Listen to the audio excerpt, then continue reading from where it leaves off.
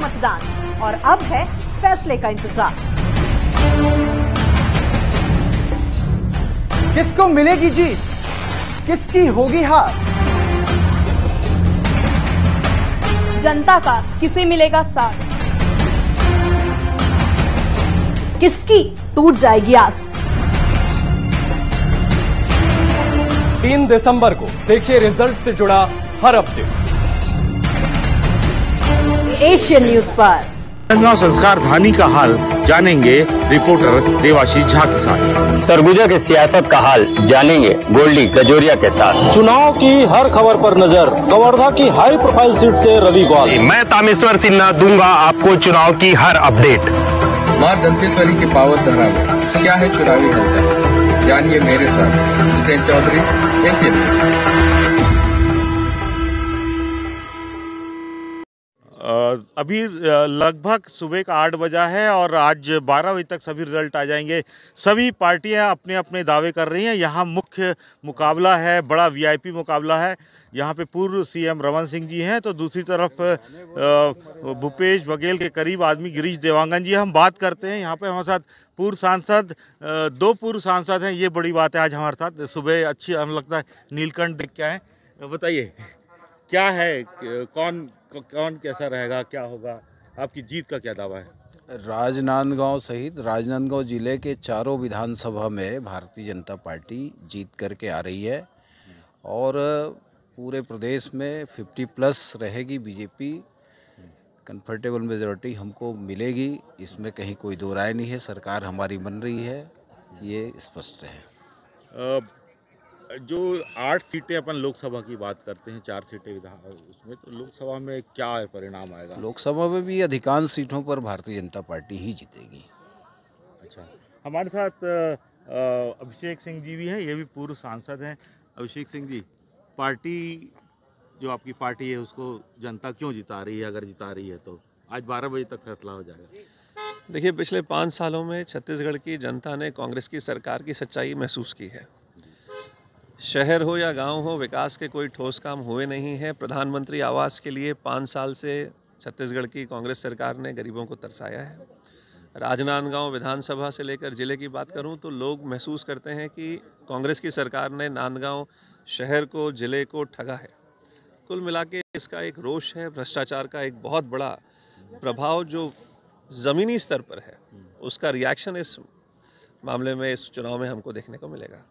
क्या रमन सिंह के विकास को, 15 साल के विकास को राजनांदगांव जनता याद करेगी और अच्छा फल देगी? याद करती है और निश्चित रूप से जनता का आशीर्वाद भारतीय जनता पार्टी के साथ है। हमारे कार्यकर्ताओं ने जम के मेहनत की है और उसका परिणाम कुछ घंटों में सामने आ जाएगा।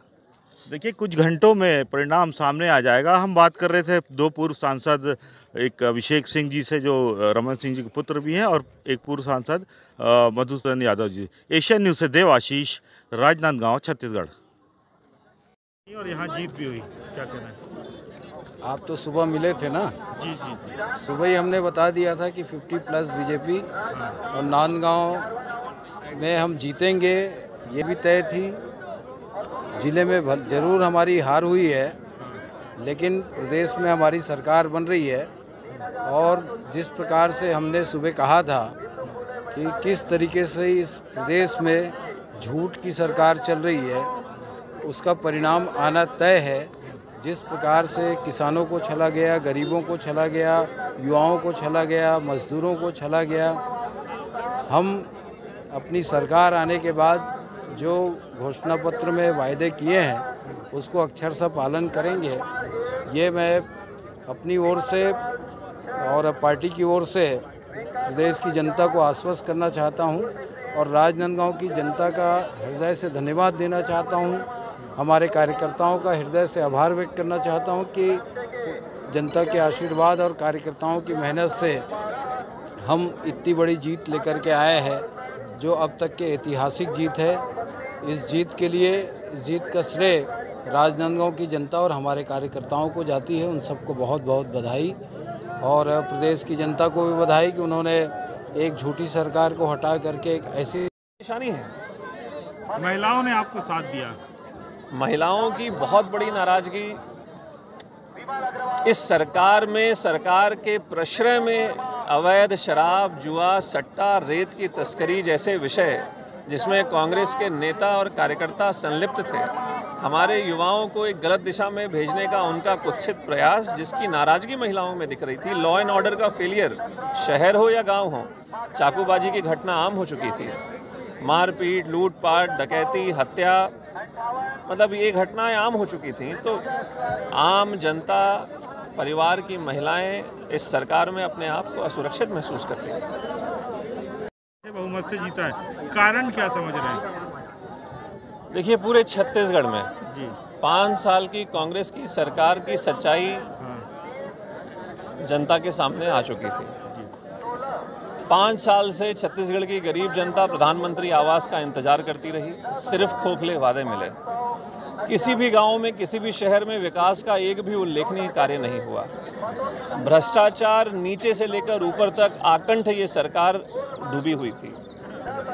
जब ऐसी परिस्थितियां बनती हैं कि ना तो विकास है और ना ही अपने किए हुए वादों को वो पूरा कर पा रहे हैं, तो जनता का विश्वास कांग्रेस से उठ गया। सरकार में रहते अगर वो अपने वादों को पूरा करते तो आने वाले वादों पर भरोसा होता।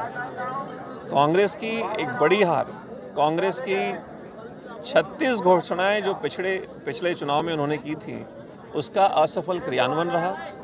और पूरे छत्तीसगढ़ में भारतीय जनता पार्टी के कार्यकर्ताओं ने कांग्रेस के धनबल, बाहुबल और प्रशासनिक बल के खिलाफ खड़े होकर एक अद्भुत इच्छा शक्ति का परिचय दिया है। आदरणीय प्रधानमंत्री जी की प्रेरणा और हमारे कार्यकर्ताओं का उत्साह और ईमानदारी से किया हुआ कार्य जनता के आशीर्वाद के रूप में फलीभूत हुआ।